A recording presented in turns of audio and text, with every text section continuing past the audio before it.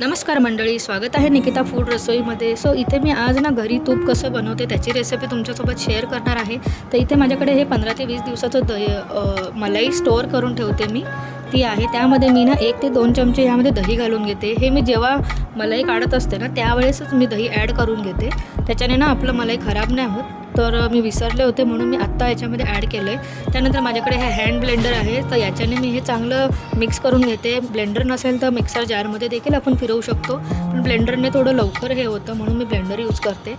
तर इथे मी एकदा बिना पाण्याचं हे चांगलं मिक्स करून घेतली पूर्ण मलाई आणि दही. त्यानंतर इथे ना मी हा बर्फ करायला ठेवलेला होता. आणि जेवढा आपण बर्फ किंवा थंड पाणी यूज करू ना तेवढा लवकर आपला हा लोण्याचा गोळा छान असा एकजीव होऊन जातो आणि पाणी एकीकडे होऊन जातं सगळं. तर यासाठी नक्की थंडच पाणी यूज करा किंवा बर्फ यूज केला तर एकदमच अत्यंत सोयीस्कर पडतं.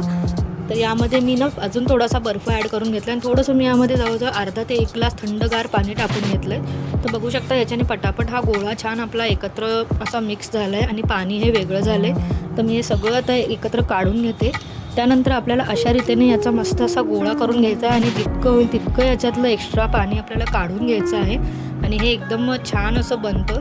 बघू शकता इथे असेच आपल्याला सगळे गोळे तयार करून घ्यायचे आहे. आणि इकडे मी पुन्हा हे बर्फ होता जो उरलेला तो चांगलं स्वच्छ पाण्यामध्ये, प्यायच्या पाण्यामध्ये तो बर्फ टाकून आणि मी त्यामध्ये हे गोळे टाकून घेणार आहे की जेणेकरून ते वितळणार नाही. आणि उरलेलं हे जे ताक आहे ह्याच्यातून पण आपल्याला जितकं होईल तितकं आपलं मलाई काढून घ्यायचं आहे. आणि त्या ताकाचंही नंतर मी पनीर बनवणार आहे, मलाई पनीर. त्याची रेसिपी मी लवकरच अपलोड करेल.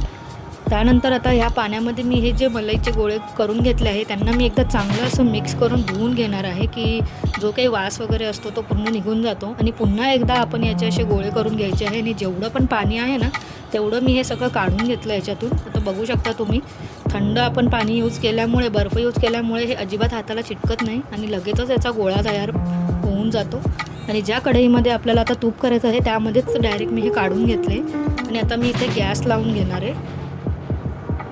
तर गॅस लावल्यानंतर आपल्याला हा गॅस आहे ना हाय फ्लेमवरच ठेवायचा आहे. बारीक गॅसवर पण आपण ठेवू शकतो पण त्याच्याने फारच वेळ लागतो. तर फुल गॅसवर आपल्याला इथे समोरच उभं राहून हे कमीत कमी वेळामध्ये आपलं तूप तयार होऊन जातं.